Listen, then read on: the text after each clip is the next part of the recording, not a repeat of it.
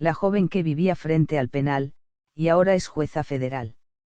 En el corazón de Monterrey, donde las montañas parecen murallas y el sol castiga sin clemencia, hay una colonia que siempre se menciona con recelo, Topo Chico. Para algunos, es un punto en el mapa asociado con crimen. Para otros, es un barrio olvidado. Para Alejandra, era su universo entero.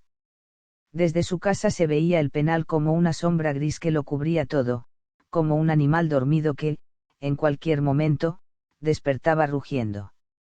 Su hogar era una construcción modesta, levantada por su padre con sus propias manos. Ladrillos sin revocar, un techo de lámina y un par de ventanas protegidas por rejas viejas. No tenían lujos, pero tenían una dignidad que resistía el polvo, la pobreza y el juicio ajeno. Su madre, doña Tomasa, vendía empanadas y café en la esquina cada mañana. Su padre, don Toño, trabajaba como albañil y salía antes del amanecer para tomar el camión con destino incierto. A veces regresaba con las botas rotas, los hombros caídos y los ojos apagados. Pero siempre volvía. Alejandra era la tercera de 4 hermanos. Desde muy pequeña mostró una sensibilidad distinta. Mientras otros niños jugaban con pelotas de trapo, ella se sentaba en el quicio de la puerta a observar a la gente.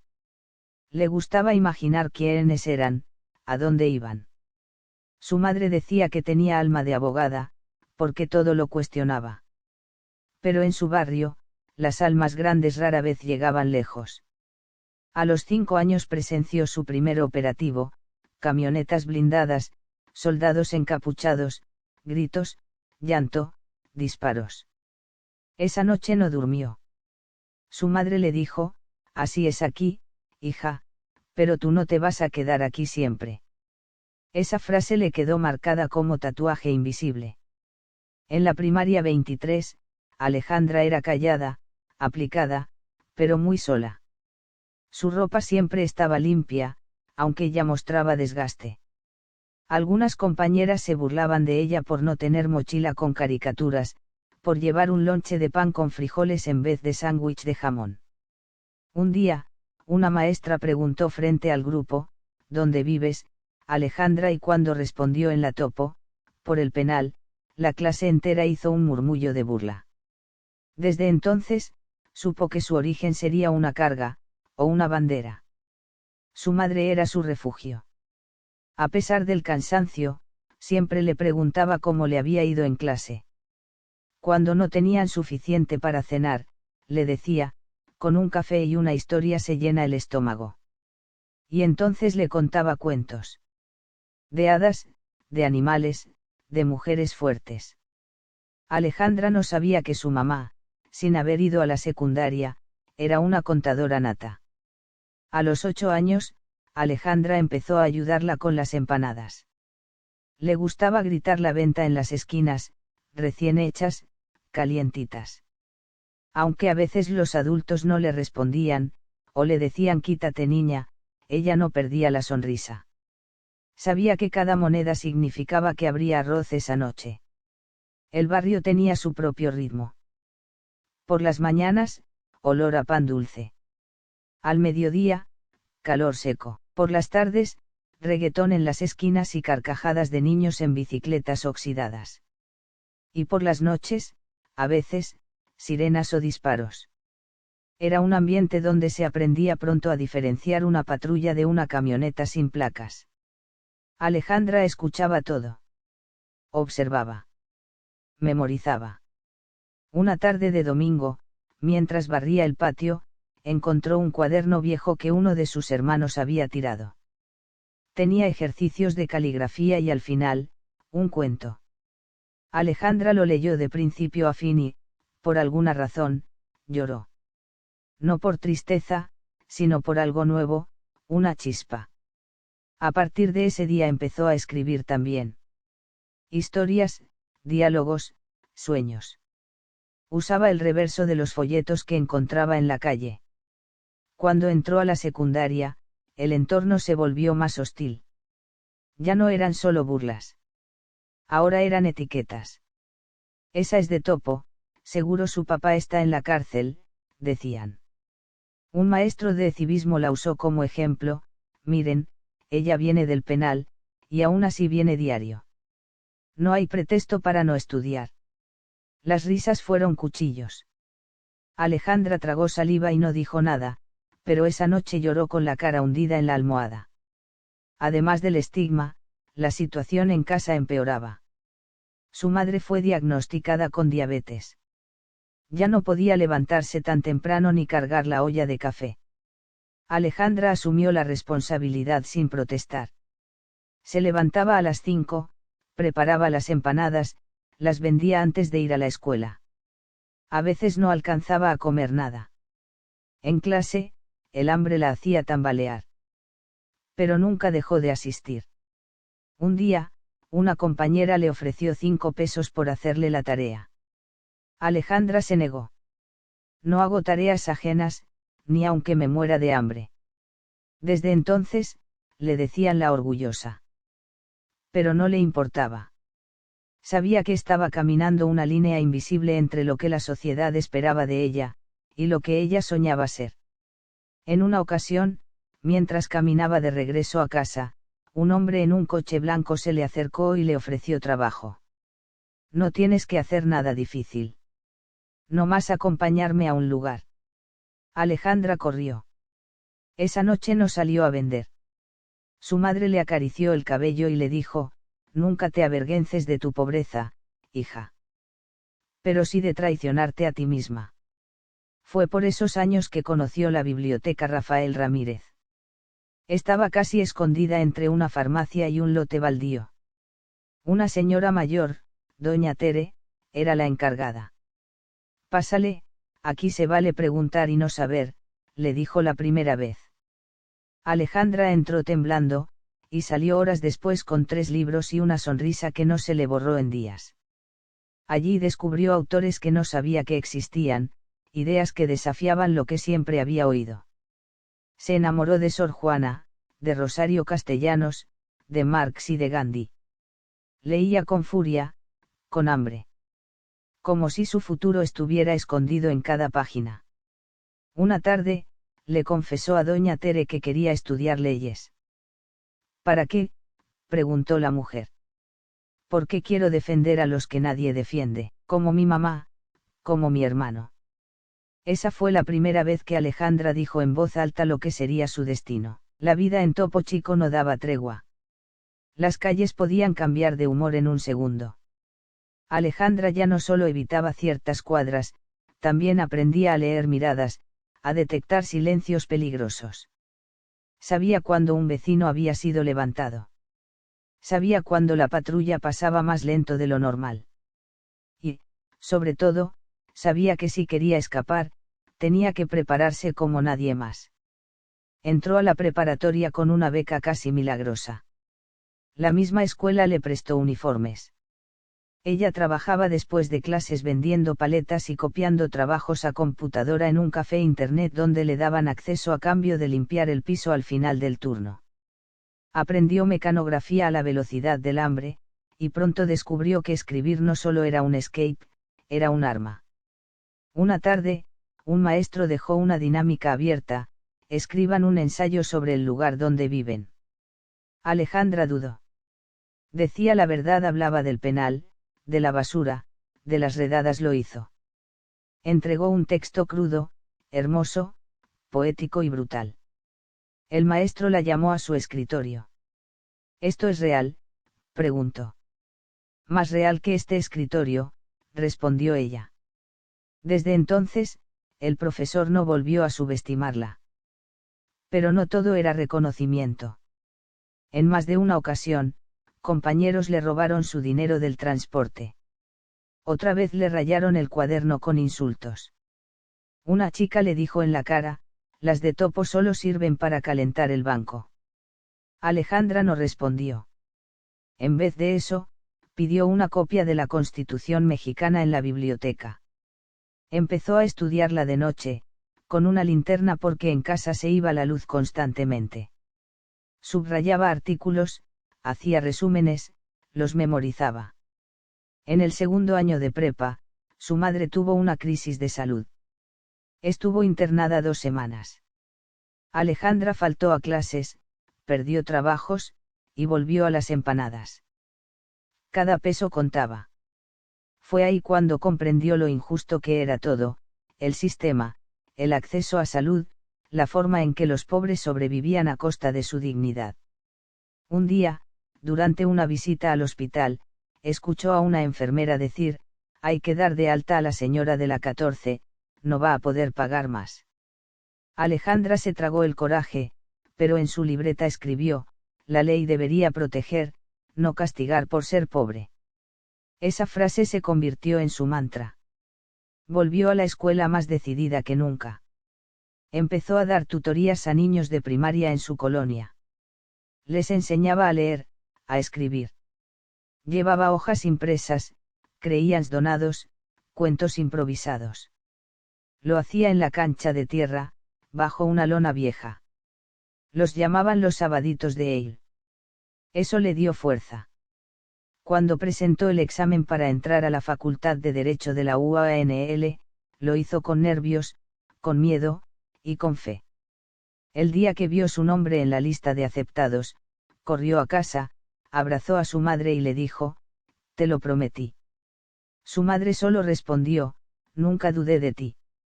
Los primeros días en la universidad fueron un golpe seco. Sus compañeros venían de escuelas privadas, hablaban de viajes, de intercambios, de cenas en San Pedro. Alejandra llevaba una libreta reciclada, una mochila con el cierre roto, y 2 tortas envueltas en papel de aluminio. En los pasillos escuchó risas, comentarios, frases como: ¿y esa de dónde salió? O seguro es de esas becadas. No tardaron en ponerle apodos: la penalera, la topo, la chola culta. Pero Alejandra no se dejó. Grababa las clases, tomaba apuntes impecables, participaba con voz firme. Un día, en una exposición sobre derecho penal, corrigió al profesor con un artículo actualizado. Él la miró en silencio y luego dijo: señores, tomen nota. Ella sí vino a aprender. A pesar de sus logros académicos, necesitaba dinero. Consiguió trabajo como asistente en un pequeño despacho jurídico. Al principio le daban solo tareas administrativas: archivar, contestar llamadas, servir café. Pero poco a poco, uno de los abogados, el licenciado Ramiro, notó su interés. Le pidió que redactara un borrador de amparo. Alejandra se quedó toda la noche haciéndolo. Al día siguiente, él lo leyó y dijo: esto lo firmaría yo.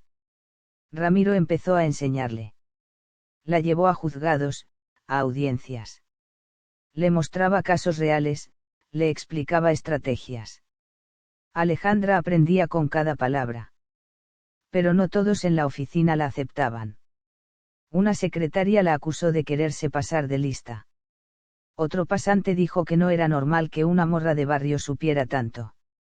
Un día, el socio mayor le preguntó: ¿tú crees que alguien como tú puede representar a alguien con dinero? Alejandra respondió: con más razón. Porque sé lo que cuesta cada peso. Durante sus años universitarios, vivió 3 mudanzas, enfrentó la muerte de su abuela, y la recaída de su madre. Pero nunca faltó a una clase. Su promedio era de los más altos. En su último semestre, hizo prácticas en el Centro de Derechos Humanos. Allí conoció casos de mujeres injustamente encarceladas, de niños sin identidad legal, de indígenas sin traductores. Alejandra lloraba por las noches. Pero en el día, se volvía fuego. Su tesis fue sobre acceso desigual a la justicia en comunidades marginadas. El jurado la aplaudió de pie. Uno de los sinodales le preguntó si pensaba seguir estudiando. Hasta donde pueda, dijo ella. Gracias a esa tesis, fue recomendada para una beca de posgrado en España. Su familia se volcó a ayudarla. Su padre pidió un préstamo para el pasaporte. Un vecino le regaló una maleta. Su madre le bordó un pañuelo con la frase: la justicia también viene de abajo. Cuando subió al avión rumbo a Madrid, Alejandra llevaba consigo más que equipaje, llevaba el peso de una colonia que nadie esperaba ver en las universidades. Llevaba el sueño de su madre, las lágrimas de su infancia, las burlas, los rechazos, las humillaciones. Y también llevaba algo que no se enseña en las aulas, una rabia justa convertida en voluntad. Madrid la recibió con un frío seco y una soledad distinta. Por primera vez en su vida, Alejandra no escuchaba reggaetón ni el silbido de los eloteros. Tampoco olía a aceite quemado o pan dulce en la madrugada. Todo era ordenado, silencioso, y distante. Se hospedó en una residencia estudiantil gracias a la beca, compartiendo cuarto con una estudiante alemana que no le dirigió la palabra en la primera semana. El idioma no era barrera, pero el acento sí. Le corregían palabras, se reían de cómo pronunciaba justicia, y un profesor llegó a decirle, no lo tomes a mal, pero deberías esforzarte en sonar más neutra. Alejandra volvió al cuarto, se encerró en el baño, y se dejó llorar. Solo una vez. Después salió, se peinó, y siguió estudiando. El primer semestre fue duro. Las lecturas eran densas, los compañeros venían de familias de abogados, jueces, políticos. En las tertulias de los viernes hablaban de Kant, de Hobbes, de Foucault, como si fueran amigos personales. Alejandra tomaba nota de todo. En las noches se quedaba releyendo textos, buscando definiciones, traduciendo frases al español latinoamericano que entendía. Pero también empezó a hablar.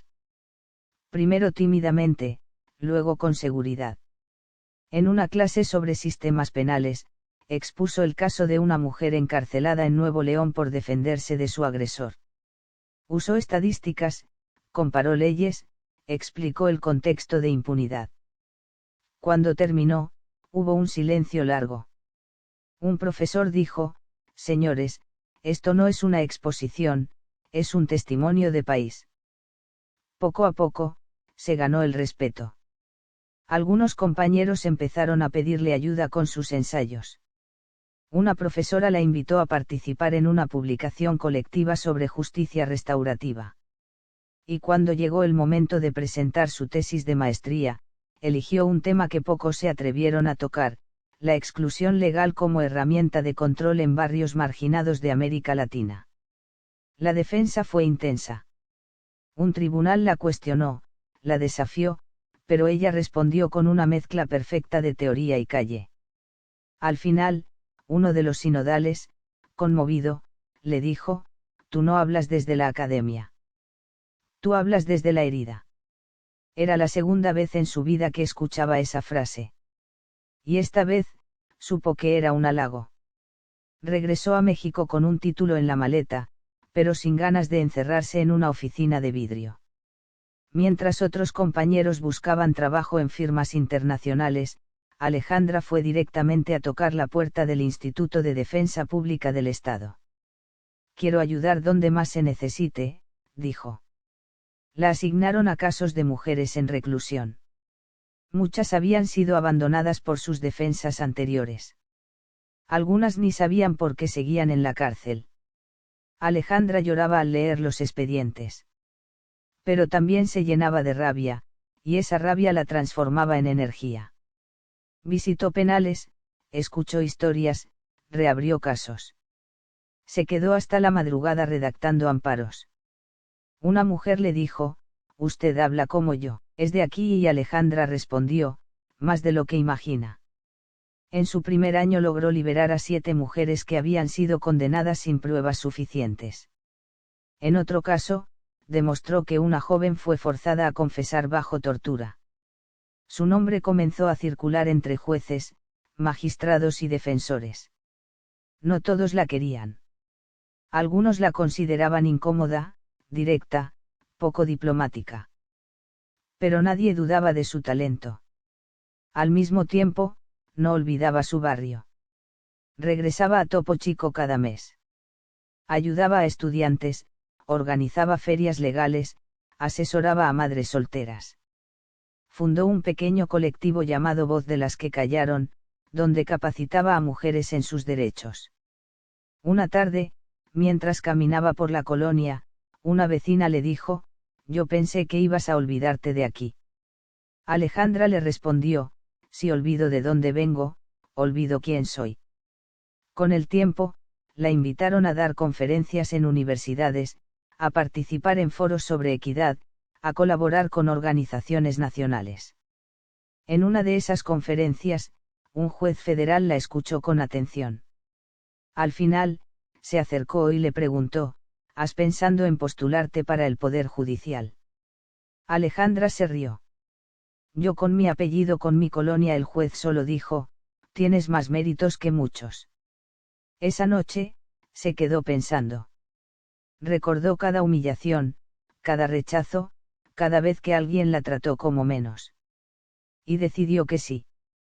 Que era tiempo de romper otro techo. Se preparó durante meses. Estudió códigos, sentencias, tratados internacionales. Presentó exámenes, pasó filtros, entrevistas. En la última etapa, un magistrado del comité le preguntó: «¿Cree que alguien que vivió frente al penal pueda impartir justicia?». Alejandra respiró hondo. «Precisamente por eso estoy aquí», respondió. Cuando la noticia se hizo oficial, nadie lo podía creer. En los grupos de WhatsApp de exalumnos, algunos escribieron: «La penalera de jueza», otros simplemente ignoraron el logro. Pero en Topo Chico, la colonia se paralizó. Las señoras de la esquina comentaban: «Es la hija de Tomás, a la que vendía empanadas». Sí, la que se iba con sus libretas al centro. Orgullo, sorpresa y esperanza llenaron el aire. Alejandra tomó posesión como jueza federal en una sala de audiencia sobria, iluminada por luz natural. En su primer día, llegó media hora antes. Caminó en silencio por los pasillos, respiró hondo y se permitió un segundo para llorar en privado. Luego se puso la toga, se ajustó la banda, y salió a impartir justicia. Su manera de juzgar no era tradicional. Escuchaba con atención. No hablaba con superioridad, sino con empatía. Leía entre líneas. Sabía cuando alguien estaba mintiendo por miedo, cuando un abogado actuaba por arrogancia, cuando una madre solo necesitaba que alguien creyera en su palabra. Su sala se volvió ejemplo de eficiencia, humanidad y rigor legal.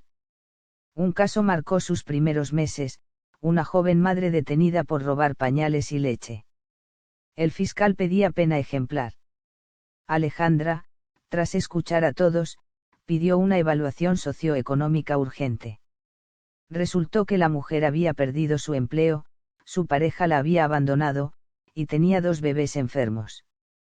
En su sentencia, Alejandra citó el artículo 1 constitucional y escribió: «La justicia no es ciega. La justicia ve a los ojos a los que menos tienen». El caso se viralizó. Muchos la empezaron a seguir. Se volvió símbolo de justicia desde abajo. Recibía cartas de estudiantes, de mujeres en cárceles, de jóvenes que soñaban con estudiar derecho. Un grupo de adolescentes de Iztapalapa le mandó un mural digital con su rostro y la leyenda: «Jueza Alejandra, nuestra heroína de barrio».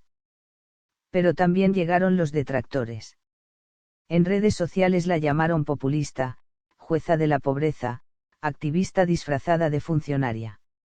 En una audiencia, un abogado le dijo: «Con todo respeto, su señoría, no está usted en Topo Chico». Ella lo miró y respondió: «Ni usted en el siglo pasado». La sala estalló en murmullos. El abogado no volvió a subestimarla. Alejandra no solo dictaba sentencias. También impulsaba cambios. Promovió programas de acceso a justicia para personas sin representación legal. Luchó por un lenguaje más claro en las resoluciones. Propuso eliminar términos clasistas de los formularios jurídicos. Y sobre todo, trabajó incansablemente para capacitar a defensores públicos en sensibilidad social. En sus tiempos libres, seguía visitando su colonia. Ayudaba a jóvenes a preparar exámenes de admisión, organizaba círculos de lectura jurídica en parques, y hablaba en primarias sobre derechos humanos. Nunca llevó escoltas. Caminaba como antes. Saludaba a los vecinos.